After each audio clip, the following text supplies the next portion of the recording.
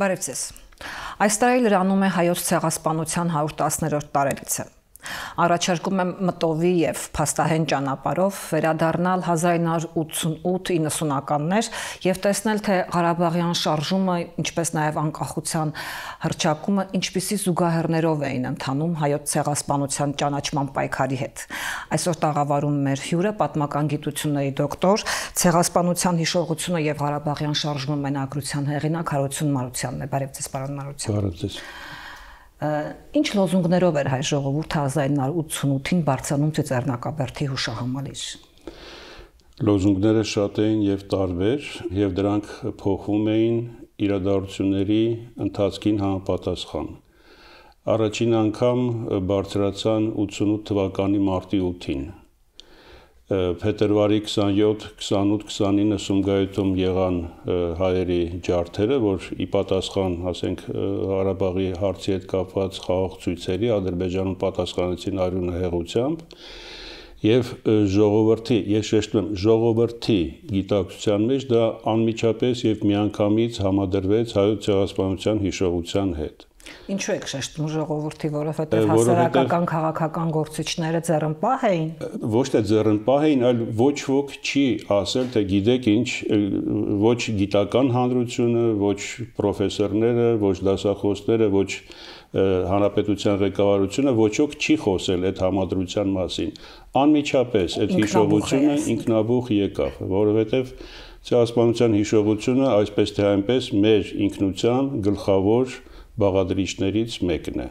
եւ եղել է եւ շարունակում է մնալ առ այսօր եւ շարունակվել է դեռ բավական երկար ժամանակ։ Իսկ ինչու մարտ նշեցիք, որ առաջին մարտի 8-ը, տեսեք, մարտի 8-ը բոլորս գիտենք, որ դա կանանց տոնն է։ Կանանց տոնն է, աշխատավոր կանանց միջազգային համերաշխության եւ այլն, բայց կանանց տոնն է, որ սիրված տոն է։ Եվ Հայաստանում եւ աշխարհի շատ այլ երկրներում եւ հայ կանայք ի նշան բողոքի, ի նշան համերաշխության զոհերի, անվեղ զոհերի հետ որոշեցին հանրահավաք օպերայի հրապարակում եւ բարձրացան քայլերթով դեպի Ծիծեռնակաբերդի բարձունքը։ Այդ դրանով միանգամից հայտարարելով, որ անխոս հայտարարելով, որ այն ինչ որ եղավ Սումգայիթում, դա ցեղասպանության շարունակությունն է, ցեղասպանության դրսևորման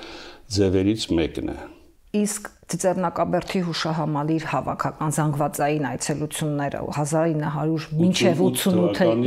ինչ արտահայտություն ունեին եւ ինչպես փոխվեցին։ Եղել են սովորական, ինչպես ամեն տարի է եղել, այսինքն սքի եւ հարգանքի դրսևորման ձևերով հանդեպ ուրեմն Հայոց ցեղասպանության զոհերի հիշատակին։ Միշտ մարդիկ գնացել են ծաղկեպսակներով, ծաղիկներով, խմբերով, կոլեկտիվներով, այսինքն դա միշտ եղել է։ 88-ի ապրիլի 24-ից, նաև 89-ին 90 թվականի ապրիլի 24-երին այդ երթերը դարձան շատ ավելի քաղաքական բնույթ ձեռք բերեցին եւ միանշանակ ուղղված էին շատ տարբեր խնդիրների, որոնք այդ տարիների ընթացքում մեջտեղ եկան, այսինքն ոչ միայն Սումգայիթի հետ կապված, ապա նաև Բաքվի հետ կապված, այլ նաև ընդհանրապես այդ ցուցապաստառները անդրադառնում էին խորհրդային երկրի ամենատարբեր խնդիրներին։ Անկամ որ ուղիղ կապ չունեին ցեղասպանության։ Այո, որովհետև անգամ եթե նույնիսկ կապ չունեին ցեղասպանության խնդրի հետ, որովհետև այն ինչ որ տեղի էր ունենում օպերայի հրապարակում, այն ինչ որ տեղի էր ունենում մեր փողոցներում, այսպես թե այնպես իր դրսևորումներ գտնում նաև ապրիլ 24-յան երթերի ժամանակ։ Դրանք շատ ավելի հասարակական քաղաքական բնույթ ձեռք բերեցին։ Իսկ դա նույնպես ինքնաբուխ էր, այսինքն ինչպես ժողովուրդը գիտակցեց, որ ենթադրենք սգալու փոխարեն պիտի պայքարել, որ դա վերածվեց, ինչպես դուք նշում եք, արդեն քաղաքական պայքարի։ Քայլ առ քայլ։ Այդ ես շեշտում եմ այս բառակապակցությունը, որովհետև դա իրոք այդպես էր։ Սումգայիթը երբ որ եղավ, մի քանի պահանջներ առաջ քաշվեցին, ուրեմն բացահայտել Սումգայիթի զոհերի իրական քանակը, Այսինքն խնդիր էր դրվում мы требуем гласности в деле Սումգայիթը այսինքն այդ հրապարակայնության խնդիրը մեջտեղ եկավ որովհետև շատ բան փակեր եւ մարդիկ չգիտեին թե իրականում քանի հոգի է զոհվել, ովքեր են այդ զոհերը եւ այլն, այսինքն սկզբից պահանջում էին բացահայտել ողջ ճշմարտությունը Սումգայիթյան ոճրագործության մասին։ Դրանից հետո պահանջում էին քաղաքական գնահատական, այդ քաղաքական գնահատականի պահանջը եղել է Ղարաբաղյան շարժման ողջ ընթացքում։ Քաղաքական գնահատական Սումգայիթյան ոճրագործության այնպես էլ չտրվեց։ Քաղաքական գնահատականը որ չկար, մարդիկ իրենք սկսեցին տալ քաղաքական գնահատական։ Ես եթե այսպես սխեմատիկ ասեմ, եւ այդ քաղաքական գնահատականի մեջ մի ողջ գնահատականների մի ողջ սպեկտր մեջտեղ եկավ։ Եվ այդ սպեկտրը ընդգրկում էր խորհրդային իրականության շատ տարբեր ուրեմն երևույթներ։ Եթե ես կրկին, ասենք, փորձեմ սխեմատիկ ասել, ձեր հարցը որպեսզի ամբողջական պատասխան տա, ես մեջ բան եմ արել։ Ուրեմն մեջտեղ եկավ կենտրոնի դերը։ Ուրեմն այնպիսի ձևակերպումներ էին, որ кто стоит за палачами Սումգայիթը 88 թվականի նոյեմբերի 7-ին պլակատ էր։ Եվ մեկ այլ պլակատում գրված էր за Сумгаитскими палачами стоит Москва։ Պարզ ուղիղ ասվում էր Политбюро не скрывай организаторов Սումգայիթը, այսինքն կրկին դիմում էին ՍՄԿԿ կենտրոնին։ Ուրեմն հետո կենտրոնի դերը, ՍՄԿԿ-ի դերը, ի վերջո մեջտեղ եկավ 89 թվականին, ես ֆիքսել եմ Սումգայիթ ում честь и совесть нашей эпохи։ Այն Լենին Պապիկի հայտնի բանաձևը կա 1903 թվականին, որ ասում է բան մենք ենք բոլշևիկների կուսակցությունն է մեր դարաշրջանի միտքը պատիվը ու խիղճը, դա շուռ տվեցին Սումգայիթի վրա։ Զորքին անդրադարձան խորհրդային բանակային միավորումներին, որոնք որ կային Սումգայիթում, սակայն հրաման էին ստացել չմիջամտել, միայն երրորդ օրվա ավարտին միջամտեցին։ Գաղափարախոսությանը շատ մեծ փոփոխություններ կրեց խորհրդային միության այն դրուժբա նարոդով ժողովրդների բարեկամության գաղափարախոսությունը ուղղակի ձեռ էին առնում մանավանդ այն բանից հետո երբ որ Ադրբեջանի հոգևոր ղեկավարին Ալլահ Շուքուր Փաշազադեին իր ծննդյան ամեկի կապակցությամբ տվեցին օրդեն դրուժբա նարոդով Մամուլը, որ միշտ համարվում էր անկաշար, Պրավդա թերթը, որ իր վերնագրով համարվում էր ճշմարտություն, որ պետք է այնտեղ միայն ճշմարտությունը լինի, ուղղակի քարկոծվեց։ Այնպիսի սուտ բաներ էին Պրավդայում գրում, որ բան էին, էլ տեղ չկար Պրավդային անդրադառնալու։ Դատական համակարգը ցանկացած երկրի իշխանության կարևորագույն օղակներից է դատական համակարգը, իսկ դու ասում ես, որ Сумгаитский процесс пародия справедливости, կամ Верховный суд СССР не продай свою совесть, Խատին Նյուրնբերգ 1946 թիվ եւ Սումգայիթ Մոսկվա հարցականի նշան, այսինքն Խատինը դա այդ ֆաշիստական հանցագործությունների դրսևորումներից մեկի վայրն էր, որտեղ ոչնչացրել էին խաղաղ բնակիչների եւ եղավ դատավարություն Նյուրնբերգ, դրան անդրադարձավ Սումգայիթին Մոսկվայում թե երբ է լինելու այդ հարցական նշան էր դրած Նովый Նյուրնբերգ за Սումգայիթ ի Նախիջևան տեսեք խորհրդային քաղաքացին է այստեղ նաև երևում որ դաստիարակված է այն բանով որ պատահական չի Նյուրնբերգի անունը մեջտեղ գալիս հետո եղավ արդեն տրամաբանորեն մեջտեղ եկավ անցյալի եւ ներկայի վերագնահատման գործընթացը հայ ինքնության մեջ եւ մեջտեղ եկավ ասենք Զարթիր Լաո այսինքն մեր փրկությունը մեր իսկ մեջը ցեղասպանությունից հետո եկան դրանից հետո քաղաքական արդեն բաներ ցեղասպանությունից փրկվելու միակ ելքը անկախությունն է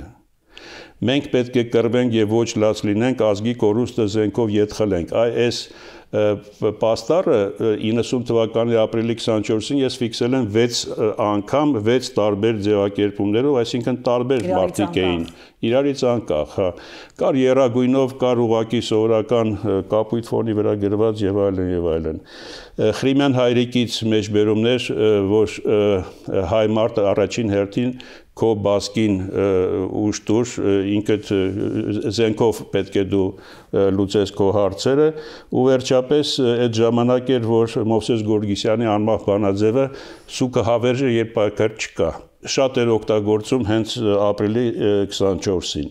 24-ին կարելի ասել որ այդ քաղաքական ձևակերպումները որոնք քաղաքական գնահատական են եւ ի վերջո նաեւ քաղաքական գործընթաց դարձան այո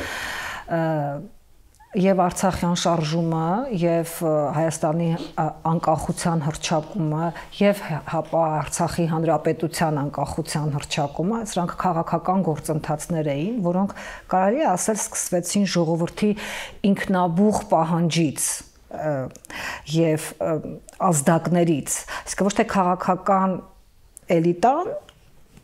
կամ նոր ձևավորվող էլիտան ձևակերպեց ժողովրդի համար ժողովրդի թե ինչ պահանջի ժողովուրդը կամ ինչպես կամ ազդեց ժողովրդի վրա այլ հակառակը տեղի ունեցավ գործընթացները գնում էին միմյանց զուգահեռ բայց Ղարաբաղյան շարժումը այն դեպքն էր երբ որ ժողովուրդը դարձել էր գործոն եւ մարդիկ իրենք շատ լավ հասկանում էին նաեւ շնորհիվ Ղարաբաղ կոմիտեի բացատրական աշխատանքի օպերայի հարթակից հնչող ճառերի, բանախոսությունների, որ իրավիճակ է փոխվել եւ այս իրավիճակում մարդիկ սկսել էին աստիճանաբար կրթվել նաեւ քաղաքականապես։ Դա այդ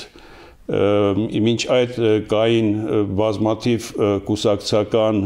բաներ, որ այստեղ դասընթաց, այնտեղ դասընթաց եւ այլն, իսկ այստեղ օպերայի հրապարակից 100,000 մարդիկ ինքնակրթվում էին եւ դառնում են քաղաքականապես ակտիվ եւ ինքը շատ պարզ տեսնում է որ եթե կենտրոնը խորհրդային 15 հանրապետություններ միավորված են եւ մայրաքաղաքը Մոսկվան կամ կենտրոնը դա Կրեմլը, եթե Կրեմլը չի ցանկանում գնահատական տալ, դատապարտել, հետո էլ պատժել հանցագործներին, որոնք որ բոլորի աչքի առաջ են այդ հանցագործությունը կատարել, ապա ուրեմն դու այդ կենտրոնի հետ գործ չունես, քո կյանքը շարունակել նրանց հետ իմաստ չունի, եթե Պրավդան այդպիսի բաներ է գրում, զորքը չի միջամտում, դատական համակարգը բան չի անում, կուսակցությունը ոչինչ չի ասում եւ այլն, ակամա ինքդ գալիս ես այն եզրակացության, որ սրա ելքերն է, որ դու պետք է ինքդ քո հարցերը լուծես։ Այդ ճանապարհին արդեն գալիս է անկախության բանը, գաղափարը։ Տեսեք 88 թվականի ցեղասպանության հանդեպ հայացքը ինչպես այս փոխվեց արդյոք նաև ցեղասպանության իսկ սքի վշտի հիշատակի ոգեկոչումը ցեղասպանության ճանաչման պայքարի վերածելու տրանսֆորմացիա այդ ժամանակ նույնպես եղավ կրկին գործընթաց էր եկեք հիշենք որ 68-ից 74 թվականները Հայաստանի ղեկավարությունը չէր գնում ցեղասպանության հուշահամարը, որտեղ դրա թույլտվությունը չուներ։ Միայն 75 թվականին, այսինքն ցեղասպանության 60-ամյակին Կարեն Դեմիրճյանը ստացավ այդ թույլտվությունը բառից բուն իմաստով եւ առաջին անգամ հանրապետության ղեկավարությունը ծաղկեպսակներ դրեց, եղավ լռության րոպե։ Իսկ մինչ այդ ժողովուրդը գնում է։ Իհարկե գնում էր 68 թվականից սկսած մարդիկ ազատորեն գնում էին ինքնակազմակերպված։ Ես այդ ինքնակազմակերպվածը շեշտում եմ ինչի համար, որովհետեւ խորհրդային իրականության մեջ գործում էր այդ կամավոր պարտադիր սկզբունքը, երբ որ ասում են թե կամավոր է, բայց նաև պարտադիր է, էլի մոտավորապես «Не хочешь попросим, не будешь заставить» մոտավորապես այդ բանը կար, այդ մոտեցումը կար, իսկ սա ի տարբերություն մայիսի 1-ի եւ նոյեմբերի 7-ի ժողովուրդը ինքնակազմակերպված կամ հիմնարկ ձեռնարկություններով կամ կոլեկտիվներով ավելի փոքր կամ ընկերներով կամ վերջապես մենակ ընտանիքներով գնում էին մարդիկ ու դա շարունակվում է մինչև այսօր։ Այդ առումով սա եզակի երևույթ է։ Երբ որ այդ ինքնակազմակերպվածության դրսևորման լավագույն ձևերից մեկն է։ Եվ այո, այս բոլոր ասածները հենց Կարմիր թելը ցեղասպանության հիշողությունն էր, որը որ վեր արտնացավ Սումգայիթյան իրադարձություններից հետո ու ես խորին համոզվածությամբ եմ ուզում պնդել, որ Ղարաբաղյան շարժման ժամանակ Ղարաբաղի հարցը եւ ցեղասպանության հարցը դարձան են լոկոմոտիվները եւ շատ դեպքերում հենց ցեղասպանության հիշողության հարցը այդ իր վրա վերցրեց այն բեռը, այն ծանրությունը, որ առաջ էր տանում շարժումը։ Մենք միշտ տեսեք, մեզ համար շատ կարեւոր է ճշմարտություն եւ արդարություն։ Սրանք համամարտկային հասկացություններ են, բայց նաեւ Ղարաբաղյան շարժման պարագայում պատմական ճշմարտության եւ պատմական արդարության գործոնը կրկին մեջտեղ եղավ եւ մարդիկ պայքարում էին դրա համար։ Մինչեւ հիմա էլ ենք, մեզ համար կարեւորը հարցին այդ դիտանկյունից նայելն է։ Ու այդպես մեջտեղ եկավ անկախության գաղափարը։ Ես ուզում եմ ասել, որ 88 թվականի փետրվարին Պարույր Հարիկյանի տարբեր ձևերով դրսևորող կոչերը անկախության ԽՍՀՄ-ից դուրս գալու մասին մարդկանց կողմից չէին ընդունվում։ Այդ իրենց շարքերից վռնդում էին, նրանք որպես պրովոկատորներ էին գնահատվում։ Եվ անկախության գաղափարը մեջտեղ եկավ աստիճանաբար։ Երբ որ այս իմ թվարկած բաները, գուցե նաև մի քանի այլ գործոններ, մարդիկ սկսեցին հասկանալ, ընկալել եւ պայքարել դրանց համար։ Եվ չնայած այո, այդ 88 թվականի օգոստոսին գաղափարական սկզբունքները հայոց համազգային շարժման ձևակերպեցին եւ այլն, բայց դա չէր կարեւորը, կարեւորը որ մարդիկ 100 հազարավոր մարդիկ այս իմ թվարկածները տեսնում էին, հասկանում էին եւ պայքարում էին։ Մենք նախորդ 2 տասնամյակների ընթացքում հաճախ էինք պնդում այդ պնդումները նաև եղել են հենց մեր տաղավարում, մեր մասնագետների կողմից, որ ցեղասպանության հիշողության թեման կամ ընդհանրապես հայոց ցեղասպանության թեման ավելի շատ մեզանում կենտրոնացած է զոհի կերպարի վրա եւ բարբերաբար ասում էին ենթադրենք 2005, 10, 15, 20 թվականներ, գուցե մինչև հիմա այսօր էլ ասողներ կան, որ ժամանակն է մենք թոթափենք մեզնից այս զոհի կերպարը եւ սքալու փոխարեն առաջ նայենք, հիշենք մեր ինքնակազմակերպման վերածննդի պահերը եւ կենտրոնանանք ավելի շատ դրա վրա, բայց ստացվում է արդյոք, որ դա կեղծ մտայնություն է։ Մենք եթե միայն ձեր մենագրությունը ուսումնասիրենք, եթե միայն ուրիշ որևէ բան չանենք, այստեղ այնքան պատկերագրություն կա, որ հենց ժողովուրդ, ինչպես նաև շեշտում եք դուք, ինքնաբուխ ժողովրդական բանահյուսության մակարդակում արտահայտված է արդեն, որ մենք զոհի կերպարի մեջ չենք, այսինքն այդ պայքարի իրավունքի եւ ցեղասպանության այսպես մշակութային կամ նեղ ընտանեկան միջոցառումը քաղաքական պայքարի, քաղաքական գործընթացի է վերածվել դեռ 80-90-ականներին։ Տեսեք, եթե պատկերները, ասենք, պատկերագրությունը իր մեծամասնության մեջ սկզբից խնդրանքների ձևով էր, հետո առաջարկների ձևով, հետո պահանջների ձևով 90 թվականի ապրիլի եւ մեծամասամբ ռուսերեն էր, աստիճանաբար այն դարձավ հայերեն։ Ռուսերեն ինչու, որտեղ ուղղված էր ԽՍՀՄ-ին, ԽՍՀՄ-ի ժողովուրդներին 90 թվականի ապրիլի 24-ին ես լուսանկարել եմ, ֆիքսել եմ 60 ցուցապաստառ, 95%-ը հայերեն էին։ Այսինքն դրանք ուղղված էին ինքներս մեզ, մեր ժողովրդին, եւ դրանց մեջ խնդրողական բնույթի արդեն ոչինչ չկար, պահանջներ եւ գործի անցնելու պահանջներ, քայլեր կատարել առաջ շարժվելու համար։ Եվ իմ խորին համոզմամբ, այո, Ղարաբաղյան շարժման ժամանակ մենք հաղթահարեցինք Հայաստանում ցեղասպանության զոհի կարծրատիպը եւ այն զինվորը, որը գնաց եւ ազատագրեց Արցախը, արցախցիների հետ միասին արդեն իսկ թոթափել էր այդ կարծրատիպը։ Ոչ թե Ղարաբաղյան հաղթանակների շնորհիվ մենք ոչ, արդեն իսկ Հայաստանում Ղարաբաղյան շարժման տարիներին մենք թոթափեցինք եւ այդ զինվորը գնաց ու հաղթեց։ Այսինքն դրա արդյունքում կարելի ասել նույնիսկ հաղթանակի ոչ թե հաղթանակի արդյունքում։ Հիմա գիտեք, կարծրատիպերը նենց բան չեն, որ ինչ որ սենց ասես կամ դեկրետ գրես կամ հրաման արձակես եւ վաղվանից արդեն սկսում ենք այսպես անել, այդպիսի բան չի։ Ամեն ինչ ազդում է դրա վրա։ Եվ իհարկե ինչ որ չափով դրանք աստիճանաբար սկսեցին հետ գալ, բայց արդեն այն չեն, ինչ որ մինչև շարժումն էին կամ ասենք 1960-70-ական թվականներին էապես փոխվել է։ Բայց որ ասեմ թե ամեն ինչ հստակ է, չէ, ես մի քիչ այլ մոտեցում ունեմ այդ հարցում, ես միշտ տարբեր առիթներով, մասնագիտական առիթներով, ես ոչ մի քաղաքական բան չեմ ասում, զուտ մասնագիտական թույլ տվեք այդպես ձևակերպել խոսք եմ ասում, մենք ցեղասպանության ժամանակ ոչ միայն կորուստներ ենք ունեցել, այսինքն ամեն ինչն է կորուստ, բայց մենք ցեղասպանության ժամանակ նաև դիմադրել ենք եւ ցեղասպանությունը մենք նաև վերապրել ենք։ Դրանք թույլ տվեք այդ բառը օգտագործեմ պոզիտիվ բաներ են եւ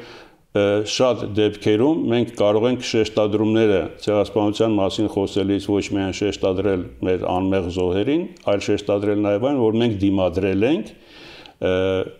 հաղթել ենք կամ կորցրել ենք, բայց դիմադրել ենք եւ ի վերջո մենք վերապրել ենք, ամենատարբեր ձևերով վերապրել ենք եւ այն սփյուռքահայությունը, որ այսօր կա, բոլորս էլ գիտենք, դա ցեղասպանությունից փրկված վերապրած մարդկանց սերունդն է։ Այսինքն սրանք հպարտանալու բաներ են։ Ցեղասպանություն բառը ոչ միայն զոհի հետ կապելու, այլ նաեւ առաջ նայելու, ինքդ քեզ ավելի վստահ լինելու, որ դու կարողացել ես դիմադրել այդ հզոր կայսերությանը եւ դու կարողացել ես վերապրել, անկախ այդ թե ինչ էին անում իշխանությունները, թե ինչ էին անում, ասենք քրդական ցեղերը, բաշիբոզուկները եւ այլն, դու վերապրել ես։ Ու դա հպարտանալու բան է։ Պարոն Մարության, դուք ձեր մենագրությունը վերնագրել եք հայ ինքնության պատկերագրությունը, որի առաջին հատորն է ցեղասպանության հիշողությունը եւ Ղարաբաղյան շարժումը։ Սպասում ենք երկրորդ հատորին, եթե առաջին հատոր է։ Դուք համարում եք, որ մեր ինքնությունը 88 թվականից հետո Ղարաբաղյան շարժման, անկախության շարժման այս ժամանակաշրջանից հետո փոփոխություն է կրել։ Ինքնությունը միշտ է փոփոխություն կրում։ Ես չի օգտագործի անկախության շարժում, ես կօգտագործեի շարժում, որ բերեց անկախության։ Այդ ձևակերպումը ավելի ճիշտ է։ Տարբեր իրադարձությունների հետևանքով ինչ-ինչ էլեմենտներ սկսում են մի քիչ այլ կերպով նայվել, այլ կերպ գնահատվել, դրանց նկատմամբ վերաբերմունքը տարբեր է լինում։ Իհարկե, տեսեք, գիր, գրականություն, լեզու, հայրենիք եւ այլն, այդ դա ինչպես է պատկերների ձևով։ Նկարիչ է, որ նկարում է, մենք Սարյան եւ այլն, երաժիշտը, որ երաժշտություն է գրում, դրանք նույնպես ինքնության տարբեր էլեմենտներ են նրանք շոշափում, մեջտեղ բերում։ Ու դա նաեւ պատկերվում է, ու սա հիմնականում գերազանցապես